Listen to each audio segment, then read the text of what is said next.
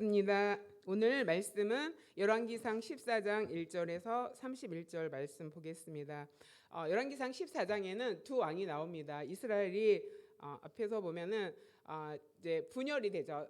사울 왕, 다윗 왕, 솔로몬 왕 이렇게 해갖고 120년 동안 통일 왕국을 이루었다가 그 솔로몬의 그 잘못 때문에 솔로몬의 아들에 대해서 나라를 하나님 찢으신다 그랬죠. 그래서 북쪽에는 북이스라엘 그랬고 여로보암이 첫 번째 왕이 되고 10지파를 가져갑니다.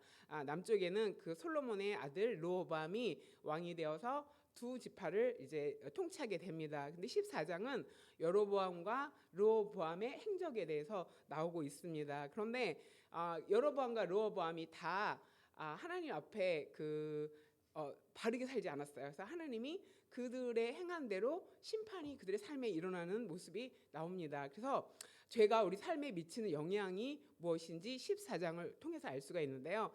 바울은 로마서에서 이렇게 말씀했습니다. 죄의 싹은 사망이다. 하나님의 은혜는 영생이다. 이렇게 말했어요. 죄의 싹은 사망이라는 것은 죄의 마지막 자리는 죽음이다라는 뜻이죠. 그런데 이 죄가 죽음의 자리에 이르기까지 그 과정에서 우리 삶에 미치는 영향이 굉장히 많이 있습니다. 그래서 오늘 우리는 죄가 이렇게 우리를 무너뜨리고 죄가 우리를 이렇게 우리 삶을 파괴하는구나. 그래서 어떻게 죄가 우리 삶을 무너뜨리고 파괴하는지 두 왕의 삶을 점검해 보면서 우리 내 삶 괜찮은가 한번 살펴보는 그런 시간이 되기를 바랍니다. 아멘. 자, 첫 번째 죄가 우리의 삶에 큰 영향을 미친다고 했는데 이 죄는 개인과 공동체를 무너지게 하는 것을 볼 수가 있습니다. 열왕기상 14장 7절은 이제 여로보암 북이스라엘 여로보암 왕에 대해서 말씀이 나오는데 뭐라고 말하냐면은 여로보암이 하나님께서 여러 번 기회를 줬어요. 돌이킬 수 있는 기회를 줬는데 하나님 앞에 순종하지 않자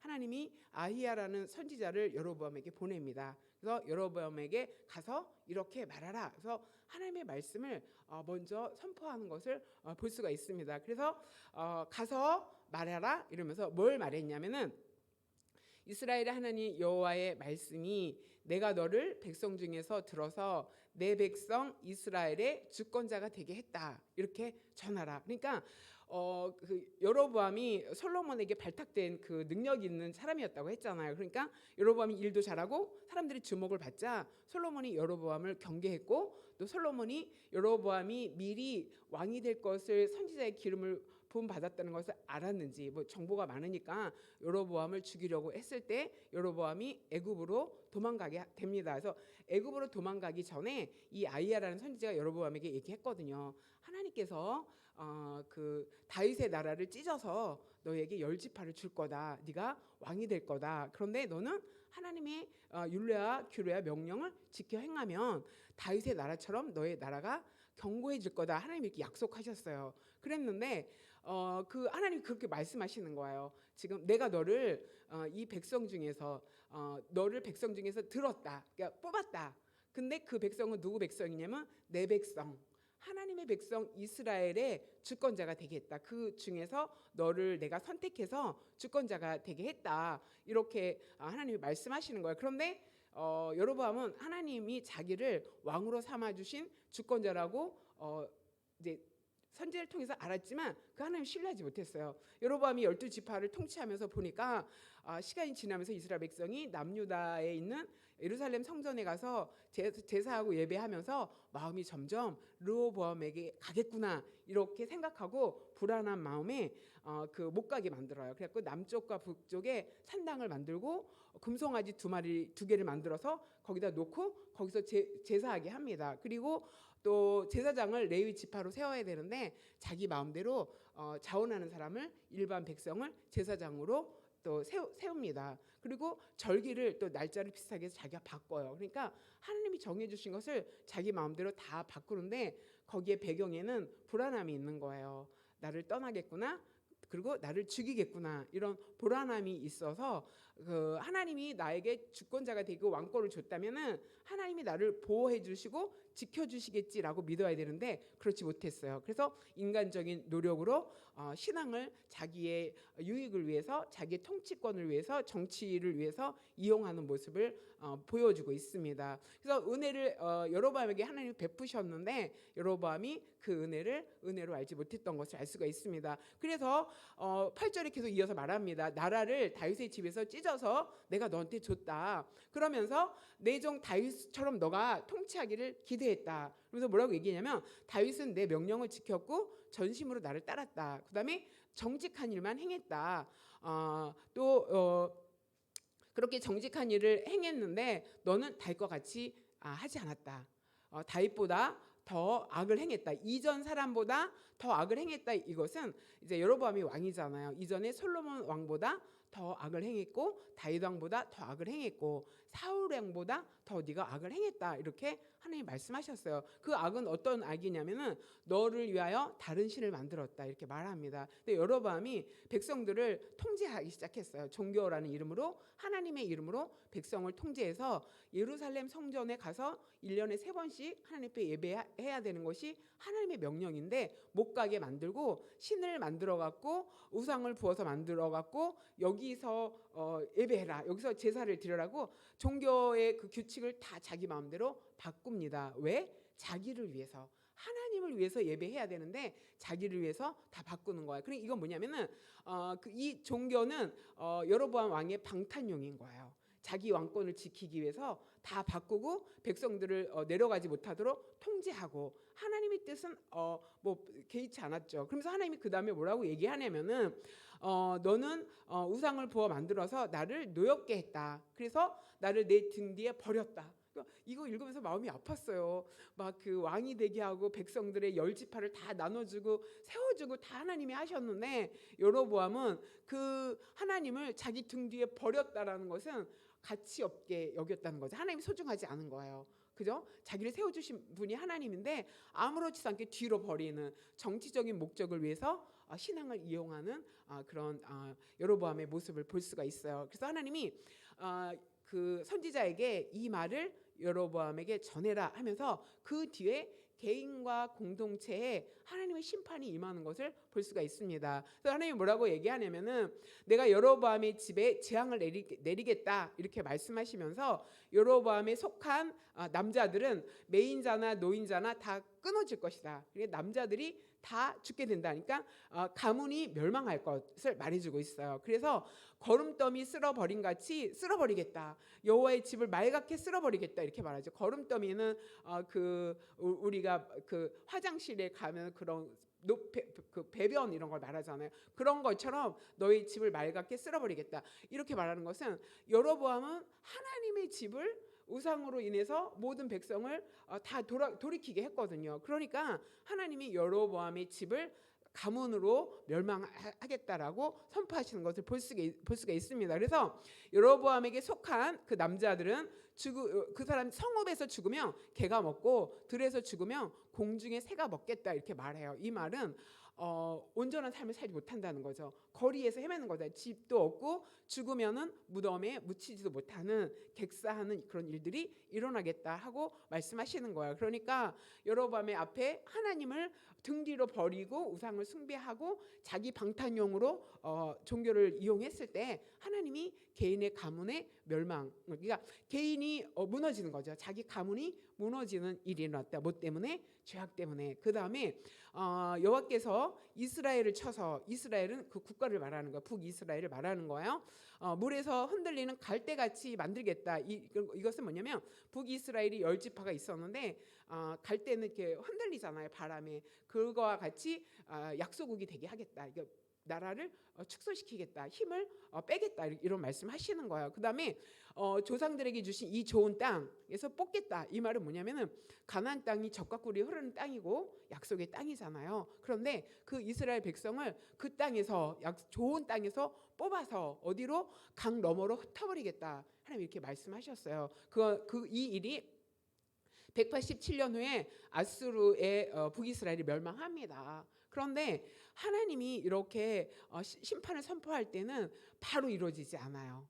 그 이루어지지 않는 것은 하나님께서 기회를 주시는 것을 볼 수가 있어요. 그래서 개인의 가문이 멸망하겠다라고 하나님이 선포한 다음에 바로 멸망하는 게 아니라 시간이 있습니다. 그 여로보암의 아들 나답이 왕위를 이제 이어받고 그 다음에 바사라는 왕이 그 여로보암의 왕의 그 집안을 다 이렇게 멸망시키거든요.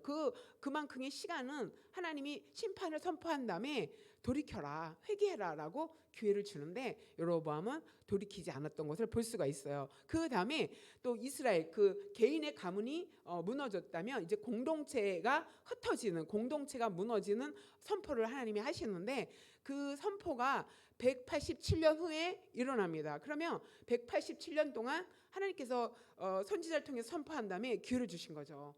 돌아서라. 그 시간 동안에 깨닫고 돌아서라라고 하나님이 기회를 주십니다. 그러니까 하나님이 심판을 선포하는 것은 심판으로 그들을 멸망시키고 싶어하는 것이 아니라 심판을 선포하면 그것으로 돌이키라는 의미가 그 안에 있었는데 북이스라엘이 돌이키지 않죠. 그래서 아수르라는 나라에 의해서 다 흩어지는, 민족이 흩어지는 그런 일들이 일어나는 것을 볼 수가 있습니다. 그래서 여호와께서 여로보암의 죄로 말미암아 이스라엘을 버리신다 이렇게 말씀하고 있어요. 그 다음에 이는 그도 범죄하고 그 앞에 나오는 그 자기 마음대로 바꾼 거, 산당을 만든 거, 산당을 폐해야 되는데 산당을 만든 거, 금송아지를 만든 거, 그다음에 절기를 바꾼 거, 자기 마음대로 일반 백성을 제사장으로 삼은 거, 이 죄로 인해서 범죄해서 그도 범죄하고 여로보암도 하나님 앞에 범죄하고 이스라엘 백성들도 하나님 앞에 범죄한 거예요. 여로보암 때문에 이스라엘도 범죄했어요. 근데 여기서 이스라엘 백성이 왜 멸망하게 되냐면은 그 여로보암이 우상화 정책에 그 동조했어요. 이스라엘 백성이 거부해야 되잖아요. 그죠? 거절해야 되잖아요. 이럴 때 북이스라엘에 있던 제사장들은 다 남쪽으로 내려갔습니다. 거의.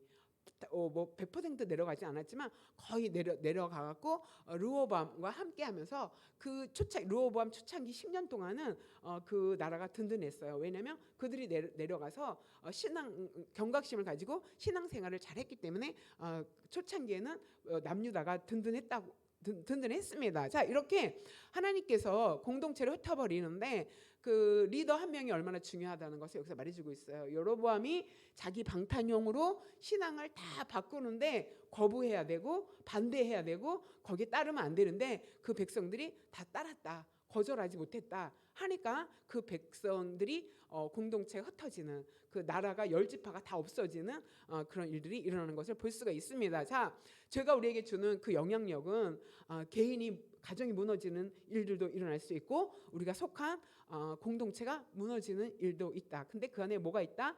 우상을 섬기고 하나님을 버리고 뒤로 던져버릴 정도로 하나님을 가치 있게 또 하나님을 정말 높이지 않으면 그런 일이 일어난다는 것을 여기서 말해주고 있습니다. 그 다음에 두 번째로는 종교와 윤리가 무너지는 것을 볼 수가 있어요. 자, 14장 22절에는 남유다 르호보암의 그 행적을 말씀하는 거거든요. 근데 여기서는 르호보암이라고 말하지 않고 유다가 이렇게 말했어요. 그런 것은 르호보암과 남유다 백성들이 함께 하나님 보시기에 악을 행했다 하는 것을 말해주고 있습니다. 자, 그들이 어떤 악을 행했냐면은 조상들이 행한 모든 일보다 뛰어나게 범한 죄로 여호와를 노엽게 했다. 하나님을 진노하게 했다. 그러니까 앞선 조상들이 하나님 앞에 순종하지 못했던 것보다 더 큰 잘못을 남유다 백성들이 하나님 앞에 보여줬다. 죄를 지었다. 이렇게 말할 수 있습니다. 그래서 23장 3절에는 어떤 죄를 지었는지 설명하고 있습니다. 자, 그들이 산 위에와 모든 푸른 나무 아래 산당을 지었다. 산당이라는 것은 산 꼭대기에 당을 지은 거예요. 그 신전을 지은 거죠. 그다음에 우상을 만들고 아세라상을 세웠다. 그 산당 앞에 바알과 아세라 신을 이렇게 나무로 만들어 갖고 그 위에 세웠다고 합니다. 자, 그렇게 산당을 세웠다 이렇게 말해요. 이거 뭐냐면은 종교가 무너졌다는 뜻인데 하나님을 떠났다는 뜻이 아니에요. 주일날은 하나님 앞에 가서 예배 드리고 나머지 날은 산당을 찾고 우상을 찾았다는 뜻이에요. 이게 뭐냐면 종교 혼합주의가 생겼다는 거죠. 그래서 하나님도 믿고 다른 것도 믿고 그래서 같이 가는 거예요. 자, 그것을 하나님은 노엽게 생각하고 악한 일이다 이렇게 평가하고 계십니다. 그 다음에 24절에는 그 땅이 또 남색하는 자가 있었다 이렇게 말합니다. 남색하는 자라는 것은 동성애를 말해요. 동성애의 뿌리가 굉장히 깊습니다. 구약의 그 노아 시대에도 이게 동성애의 그런 것들이 나오고 있고 이 뿌리가 굉장히 깊은데 그 가증한 일을 남색하는 자가 있었다. 이것은 뭐예요? 윤리가 무너지는 것을 말하죠. 그래서 그 죄가 들어오면 종교가 무너지고 개인의 신앙이 무너지고 그다음에 윤리가 무너져서 그냥 동성애가 흔하게 일어나고 성경이 금하는 일이잖아요. 그래서 윤리가 무너진다. 그 다음에 또 뭐라고 얘기하냐면은 이스라엘 자손 앞에서 쫓아내신 그 누구예요? 가나안 족속이 행했던 모든 가증한 일을 남유다 사람들이 행했다 이렇게 말합니다. 이 가증한 일은 동성애, 마술, 부정한 거래, 인신 제사, 부정한 동물을 먹는 일 이런 것들을 말하고 있습니다. 그러니까 가나안 족속들이 하나님 앞에서 행하지 말아야 할 것들을 행했는데 그것을 거부해야 되는데 거기에 물들어갖고 유다 백성들이 그 일을 똑같이 행하고 있어서 무리를 본받아서 행했다 하는 것을 말해주고 있습니다. 그랬더니 어떻게 됐다? 종교가 무너지고 윤리가 무너지고 그러면 그 사회가 질서가 무너지게 되었겠죠. 그러니까 죄가 우리 안에 들어오고 우리가 죄를 멀리하지 않으면은 이렇게 종교와 윤리가 무너질 수 있다라는 거. 그래서 우리 개인의 가정도 정말 그 건강한 가정을 이루지 못하는 것뿐 아니라 우리 사회가 건강하지 못한 사회로 갈 수 있다라는 것을 이야기해주고 있습니다. 자, 그래서 우리는 죄에 대해서 경각심을 가져야 돼요. 죄가 이렇게 우리에게 무서운 파괴력을 갖고 있고 우리의 많은 것들을 무너뜨리고 있구나라는 것을 여러분이 기억하시기 바랍니다. 자, 그 다음에는 경제적인 삶의 질을 떨어뜨립니다. 자, 25절을 보면 르호보암 5년에 애굽왕 시삭이 올라왔다. 그러니까 애굽왕이 시삭이 군대를 모집해 갖고 이제 그 예루살렘 치었어요. 전쟁을 했죠. 전쟁을 해서 그 여호와의 성전의 보물과 왕궁의 보물을 모두 빼앗아갔다. 그다음에 솔로몬이 만든 금 방패를 다 빼앗아갔다 이렇게 말합니다. 그래서 이 당시에 시삭이 그 전쟁에서 그 기록에 보면은 156개의 성읍을 빼앗았다고 기록이 나온다고 합니다. 그런데 150개 중에서 120개가 남유다와 북이스라엘 성이라고 합니다. 그러니까 엄청나게 많은 성읍을 애굽에 빼앗기게 된 거죠. 그 다음에 또 그 왕궁에 있었던 솔로몬 시대에는 금이 하도 많아서 은을 흔하게 여겼다 이렇게 나오잖아요. 그래서 그때는 그 주변 국가들을 다 솔로몬이 통치했기 때문에 조공을 바치는 국가들이었잖아요. 그래서 싸울 필요가 없으니까 막 그 전시용으로 금으로 방패를 막 만들고 은으로 방패를 만들고 막 그런 일이 일어났어요. 근데 큰 방패 200개를 만들었고 작은 방패 3개를 만들었다라는 것이 앞전에 이제 기록이 나오거든요. 그런데 그 모든 것을 다 빼앗겼다. 그다음에 성전은 다 금으로 만들었거든요. 그 금으로 만든 성전에 그것을 다 뜯어갔다는 거죠. 보물 또 성전 안에 쓰는 그 기구들은 다 금이었어요. 그런데 그 금을 다 가져가고 또 왕궁에 있는 보물을 다 빼앗아 갔다. 이렇게 말하고 있습니다. 자, 이것은 뭐예요? 성읍을 많이 빼앗겼다라는 것은 경제적으로 점점 약화되고 있다는 거죠. 남유다도 약화되고 있다. 그다음에 보물들을 많이 다 빼앗겼다라는 것은 정말 그 재산이 될 만한 것들을 다 가져갔다는 거죠. 자, 그러면 죄의 특성은 뭐냐면 빼앗는 거예요. 우리의 것을 우리의 소유를 빼앗아 가는 거예요. 땅을 빼앗기도 하고 내가 가지고 있는 보물, 뭐 금은 화폐로도 지금도 굉장히 비싸잖아요. 그런 금도 다 빼앗고, 그러니까 그 죄의 성격은 우리가 가지고 있는 소유를 가지고 빼앗아 간다. 그래갖고 어떻게 돼요? 빼앗기면 나의 경제력이 약화되는 거죠. 그러니까 삶의 질이 떨어지게 된다 하는 것을 말해주고 있어요. 그래서 어떻게 됐냐? 르호보암이 방패를 다 빼앗기니까 노수로 방패를 만들었어요. 금으로 방패를 만든 그런 그 융숭한 정말 발전하는 그 모두가 잘 사는 그런 시대가 있었는데 그 시대가 지나고 겨우 노수로 방패를 만들어야 되는 그런 쇠락한 국가의 운명을 맞이하는 것을 볼 수가 있습니다. 그래서 노방패를 만들어서 그 왕궁을 지키는 시위대 대장에게 주었다. 그 다음에 왕이 여호와의 성전에 들어갈 때마다 시위하는 자가 방패를 들고 갔다가 다시 시위소로 갔다가 주었다 하는 것을 볼 수가 있습니다. 그런데 이때까지만 해도 르호보암이 국가적인 종교, 국가의 종교로 왕이 행차하면 국가의 시위대가 나서는 것을 볼 수가 있어요. 그래서 르호보암 초창기에는 얘기했죠. 북이스라엘의 제사장들이 다 남아해갖고 그들이 신앙생활을 잘했기 때문에 좋은 영향을 맺어서 10년은 남유다가 아주 견고했다 이렇게 말하고 있어요. 그러니까 그 르호보암이 하나님 앞에 제때 예배는 드렸다 하는 것을 볼 수가 있죠. 그러나 그들이 많은 소요를 무엇 때문에? 죄 때문에 악을 행한 것으로 인해서 빼앗겼다. 우리도 죄의 자리에 나가게 되면은 하나님과 멀어지게 되면은 내가 소유한 모든 것을 나도 모르게 나보다 더 힘 있는 자를 하나님께서 보내셔서 빼앗길 때 보호하셔야 되는데 빼앗기도록 하나님 허락하시는 거예요. 그래서 내 소유도 빼앗길 수 있다. 그러면 경제적으로 내가 누리던 삶의 질이 떨어질 수 있다라는 것을 여러분이 꼭 기억하시기 바랍니다. 그 다음에는 정신적인 불안에 시달린다 하는 것을 볼 수가 있습니다. 29절에 르호보암의 남은 사적과 그가 행한 모든 일은 다 유다 왕 역대 지략에 기록되었다. 그런데 르호보암과 여로보암 사이에 뭐가 있었다? 항상 전쟁이 있었다. 이렇게 기록하고 있습니다. 그러니까 르호보암과 여로보암이 아주 그냥 성경에 기록될 만큼 큰 전쟁은 없었지만 국지전이 계속 일어나서 항상 늘 전쟁의 불안함이 그 백성 안에 있었다는 것을 여기서 말해주고 있습니다. 전시 상태 이러면 이렇게 안정감을 못 누리잖아요. 그 백성들이 그래갖고 굉장히 불안에 시달리는 그런 것들을 볼 수가 있습니다. 제가 성지순례를 졸업 여행으로 갔었어요. 제가 이스라엘을 갔었거든요. 근데 제가 이스라엘에 갔을 그 당시에 지금 하마스하고 네타나후 전쟁 거의 전시 상황이잖아요. 전쟁이 일어났는데 그 가자 지구에서 이제 팔레스타인이 살고 있는 곳에서 이제 전쟁이 일어나고 있는데 제가 그때 방문했을 때 가기 직전에 그 히브리 대학 그 식당에서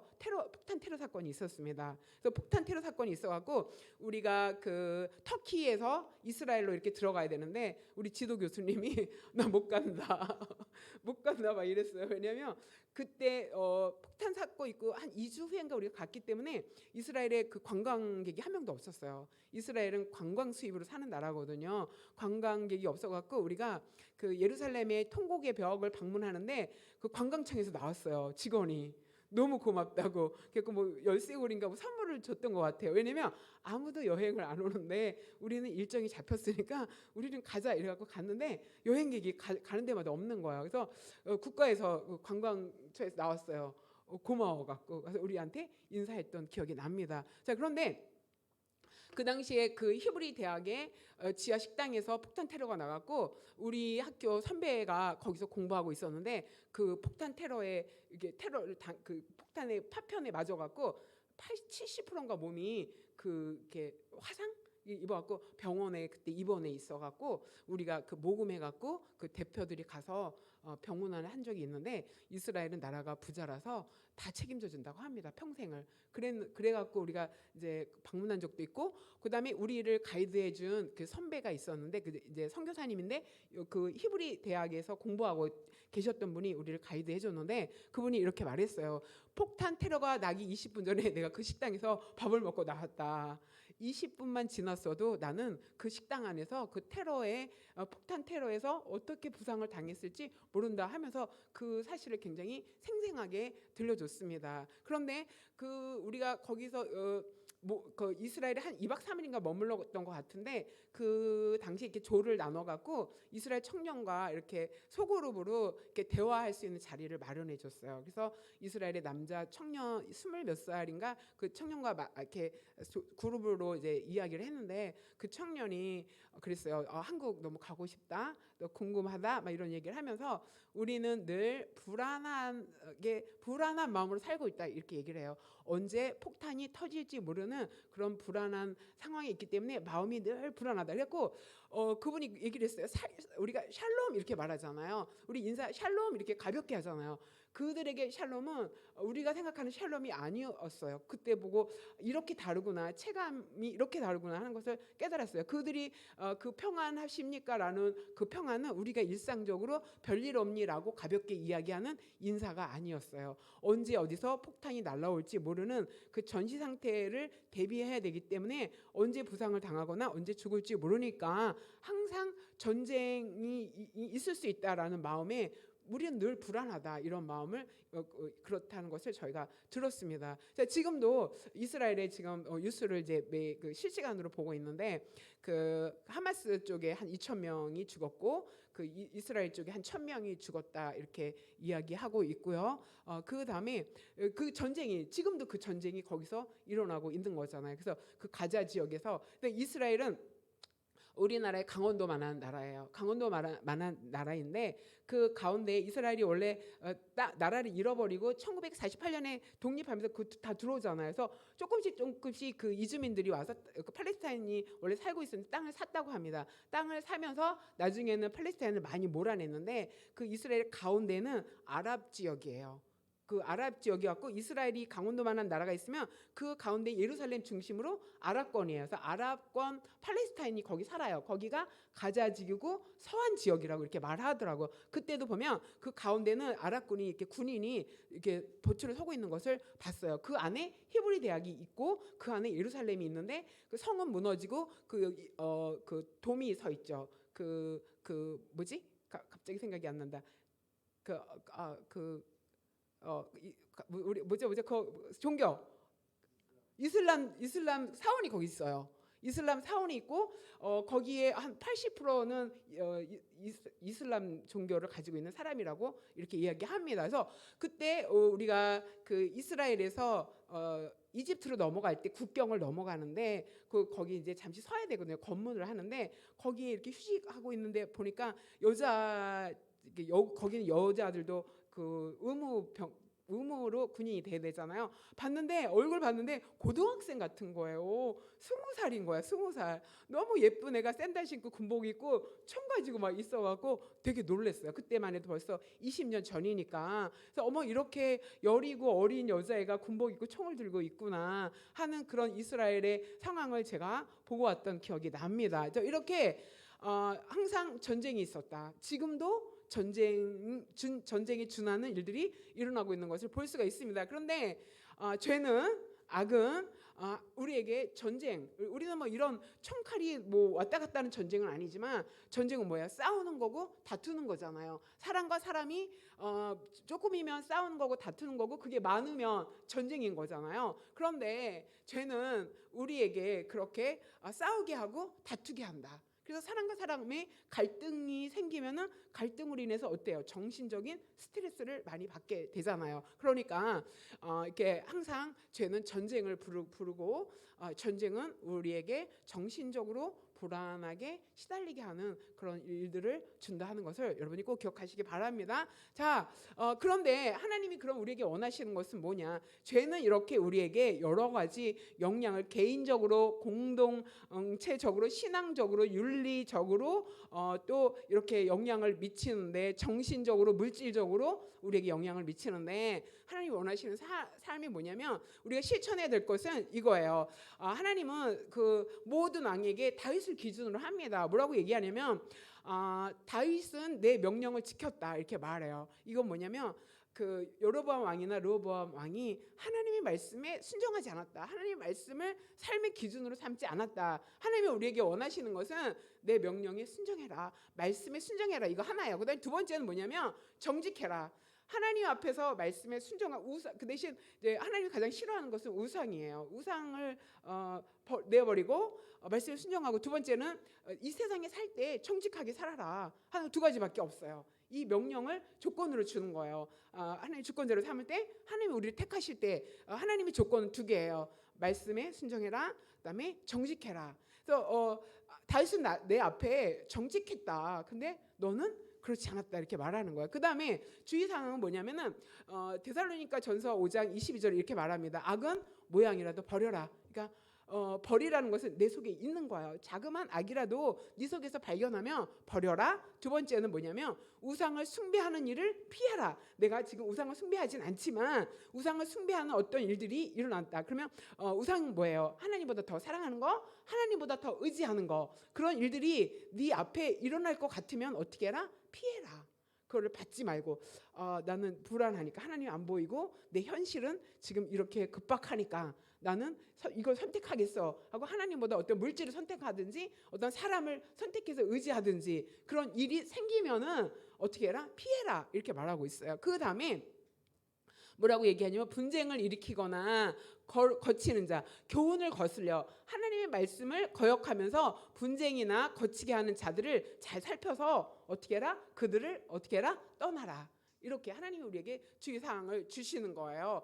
그래서 하나님 앞에서는 말씀에 순종하고 정직하게 살고 우리가 주의해야 될 것은 버리고 피하고 떠나고 이러면 그 앞에 죄가 주는 그 파괴력과 죄가 우리를 무너뜨리게 하는 삶에서 하나님이 우리를 보호하시고 인도해 주실 줄 믿습니다. 자, 이렇게 14장 여로보암과 르호보암이 우리에게 주는 교훈은 이런 것들입니다. 자, 죄가 우리를 이렇게 무너지게 하고 파괴하는 그런 힘을 가지고 있다. 그러니까 우리는 죄에 대해서 더 경각심을 가져야 되고 하나님이 르호보암 왕에게 원하셨던 것도 다윗의 길, 여로보암 왕에게도 원하셨던 것이 다윗의 길. 그 이후에 한 20명의 왕들이 남쪽과 유다의 왕들이 일어나는데 그들에게 왕을 하나님이 세우시는데 조건이 다 이거였어요. 다윗과 같이 내 명령에 순종해라. 이거 우상을 섬기지 마라. 이거였거든요. 오늘도 하나님이 우리에게 주시는 그 조건은 말씀에 순종해라. 말씀이 너의 삶의 기준이 되게 해라. 그 다음에 정직해라. 어디에서? 하나님 보시기에 하나님 앞에서 정직한 저 여러분 되시기 바랍니다. 그 다음에 악은 버리고 피하고 떠나면 그 죄의 파괴력과 죄가 우리와 우리 공동체를 무너뜨리지 못하게 할 줄 믿습니다. 아멘. 자, 이 시간 우리 함께 기도하는 시간을 갖겠습니다. 우리가 기도할 때 말씀을 생각하면서 기도할 텐데 하나님 다윗처럼 정직하고 말씀을 지키는 삶 살게 하여 주시옵소서. 악은 버리고 피하고 떠나는 삶을 살게 하여 주시옵소서. 그 다음에 개인과 공동체를 세우는 삶, 그 다음에 경제적으로 누리는 삶, 전쟁이 없는 평화로운 삶을 살게 해달라고 우리 함께 기도하고 이후에 나오는 기도 제목 가지고 기도하는 시간을 갖도록 하겠습니다. 기도합니다. 하나님 감사합니다. 하나님께서 오늘 죄가 우리의 삶에 미치는 영향력이 얼마나 크고 죄가 얼마나 우리를 무너지게 하고 우리의 삶을 파괴하는지에 대해서 하나님 생각해 봤습니다. 죄가 그만큼 무섭고 악이 그만큼 무섭고 우상이 그만큼 하나님 우리를 하나님 아버지 정말 어렵게 힘들게 하는 우리를 더 아버지 지금보다 어려운 삶으로 이끌어가고 우리 것을 빼앗아가고 하나님 우리를